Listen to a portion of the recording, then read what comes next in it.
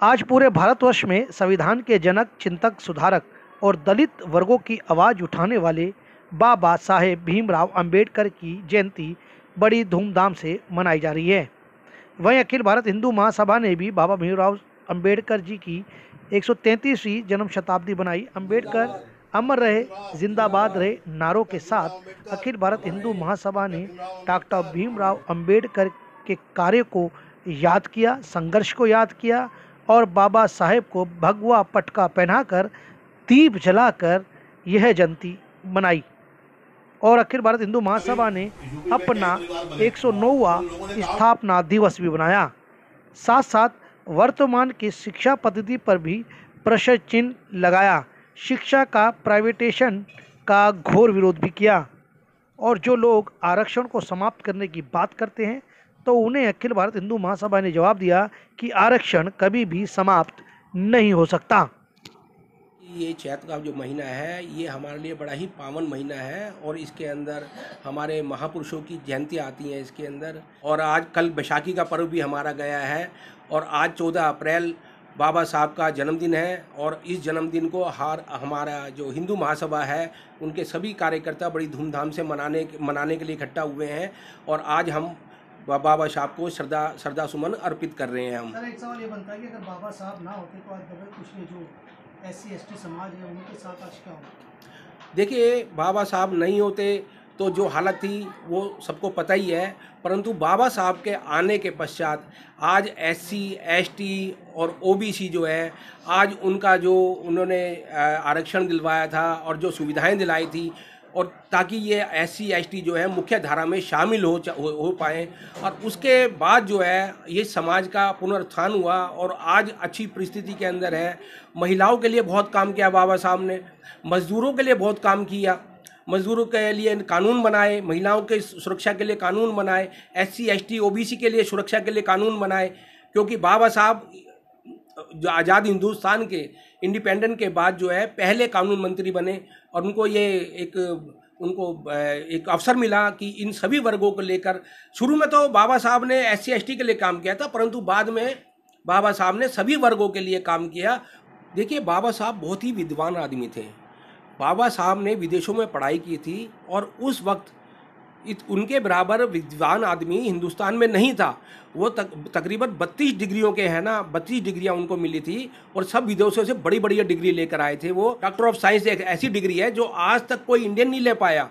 तो बाबा साहब को जब संविधान बनाने का जब अवसर आया संविधान, तो उस वक्त हमारे जो लोग थे, हमारे जो नेता थे, वो जानते थे कि संविधान जो है बाबा साहब के बिना नहीं बन पाएगा। तो इन्हें संविधान निर्माण के लिए एक जो समिति बनी थी उनका अध्यक्ष इनको बनाया गया। सभा की जो स्थापना हुई थी कब हुई थी, कैसे हुई? हिंदू महासभा की स्थापना 1882 में पंजाब में हुई थी, जो वर्तमान में पाकिस्तान का हिस्सा है। तो इसका जो ऑल इंडिया स्वरूप 1915 में रखा गया, क्योंकि ऑल इंडिया स्तर पे जब इसका नाम रखा गया अखिल भारत हिंदू महासभा, तो 1915 में बैसाखी के रोज़ इसकी स्थापना हुई गई। तो जब से ये पर्व 109 वर्ष अब हो चुके हैं, 109वां वर्ष हम मना रहे हैं। इसमें हमारे बड़े बड़े महान पुरुषों ने अपने देश को आज़ादी करने के लिए कुर्बानियाँ दी। डॉक्टर मुंजे जी ने काले पानी की सज़ा काटी, वीर सावरकर जी ने काले पानी की सज़ा काटी और हमारे बहुत सारे नेताओं ने हमारे काले पानी की सज़ा काटी, शहीद हुए। हमारे लाजपत राय जो हमारे अध्यक्ष थे उनको लाठियों से मारा गया, जिनको शहीद हो गए। और मदन मोहन मालवीय जी, पंडित मदन मोहन मालवीय जी ने हिंदू विश्वविद्यालय की काशी में स्थापना की और अपने लाला लाजपत राय ने पंजाब नेशनल बैंक की स्थापना करी। ऐसे डॉक्टर मुंजे जी ने अपना जो भोसले मिलिट्री स्कूल है नासिक में, उसकी स्थापना करी। ऐसे अनेकों हमारे जो राष्ट्रीय अध्यक्ष हैं उन्होंने ये कार्य किया।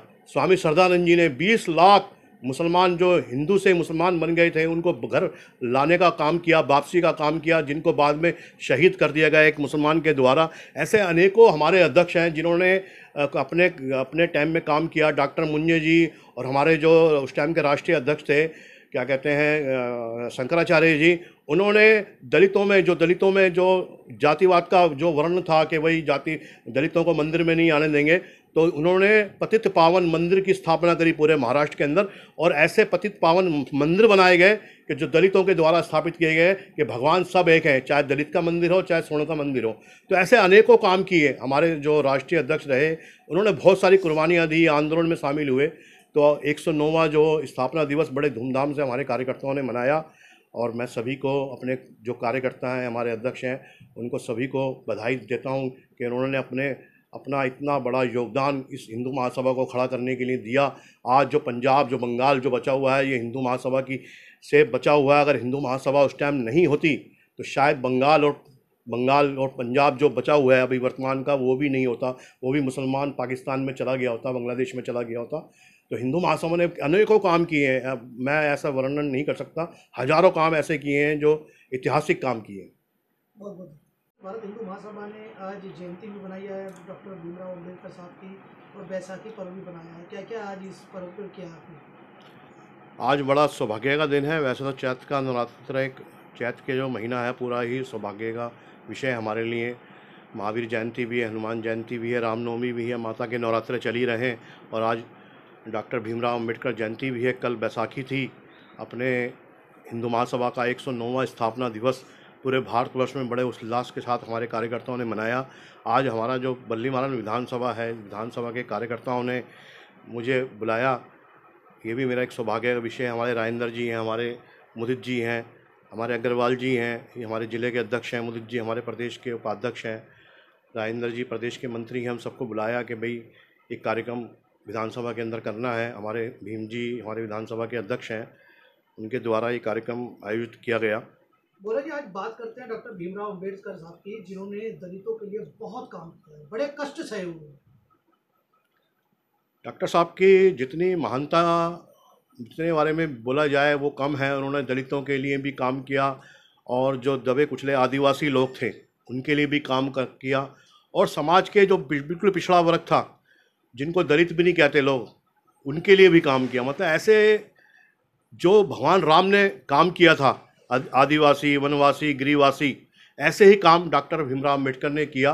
राम से राम हो गए, ये डॉक्टर साहब से डॉक्टर भीमराव अम्बेडकर हो गए। तो इतना महान कार्य इन्होंने किए हैं समाज के लिए कि उसका वर्णन करना ही, मतलब हम कर ही नहीं सकते। कितने अच्छे अच्छे काम समाज को आज, अगर डॉक्टर साहब नहीं होते तो आज हमारा सनातन धर्म या हमारा हिंदू धर्म कहाँ होता, शायद ये पता ही नहीं होता, हमें भी नहीं पता होता।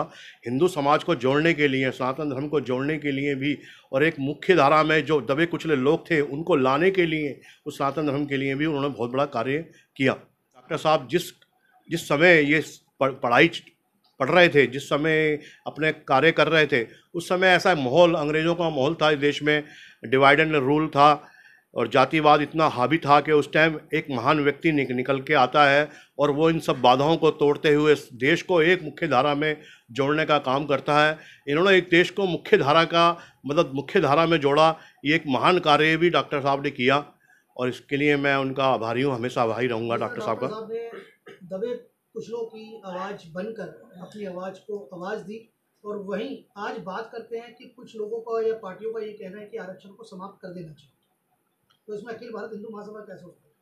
आरक्षण तो समाप्त नहीं हो सकता, और ना आरक्षण समाप्त होना चाहिए। आप दबे कुचले लोगों को आगे बढ़ाने का प्रयास करें उस आरक्षण के माध्यम से। और आरक्षण समाप्त करने की परिभाषा क्या? आप आरक्षण के लिए लोगों को इतना जागरूक करें कि उनको आरक्षण लेने की जरूरत ही ना पड़े। लेकिन आरक्षण समाप्त नहीं हो सकता। आरक्षण किसी की ताकत नहीं जो समाप्त कर दे। हिंदू महासभा इसके खिलाफ है। आरक्षण कभी समाप्त नहीं हो सकता। जो डॉक्टर साहब ने जो आरक्षण दिया दबे कुचले लोगों के लिए, वो हमेशा रहेगा।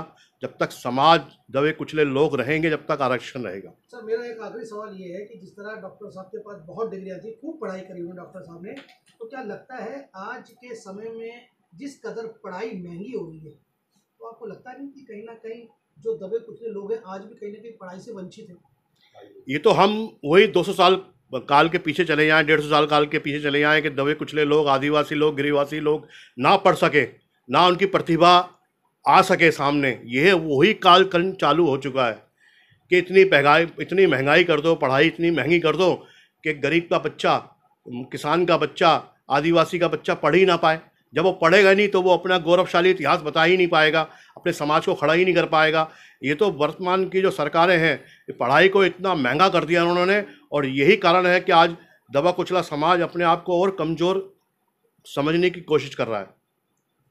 तो ये नहीं होना चाहिए। पढ़ाई बिल्कुल ही, सरकार जब इतना लाखों अरबों रुपए का टैक्स लेती है तो पढ़ाई पे भी टैक्स जो लगा रखा है जीएसटी, वो नहीं होना चाहिए। किताबों पे जीएसटी नहीं होना चाहिए, किताबों पे, ज्योमेट्री पे, स्कूल में, हर चीज़ में जो जो टैक्स लगा हुआ है, पढ़ाई पे कोई टैक्स नहीं होना चाहिए, जिससे प्रतिभा निकल के आएगी। आदिवासी की भी निकल के आएगी, गिरिवासी की भी निकल के आएगी, बनवासी की भी निकल के आएगी, अपने दलित भाइयों की भी निकल के आएगी, सभी की आएगी। आप पढ़ाई को महंगा क्यों कर रहे हो? क्या इनकी आवाज़ वहाँ तक पहुँचनी नहीं चाहिए? पहुंचेगी, जैसे डॉक्टर साहब की पहुंची है, सबकी पहुंचेगी। और वहीं मेरा आखिरी सवाल ये रहेगा कि चुनाव का दौर चल रहा है, तो उसमें क्या लगता है कि अखिल भारत हिंदू महासभा स्वास्थ्य और शिक्षा मुफ्त करेगा अगर वो उनकी सरकार बनती है? अगर हम सरकार में कहीं भी रोल प्ले करते हैं, हम कहीं भी सरकार में हम शामिल होते हैं, तो हमारा पहला ही टारगेट है कि सरकार में जितनी भी शिक्षा है वो शिक्षा मुफ्त होनी चाहिए।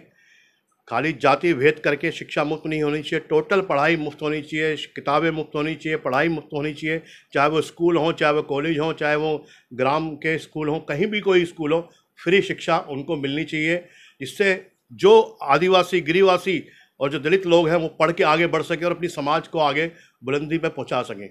सभी लोग, मतलब मुफ्त शिक्षा इस देश में होनी चाहिए।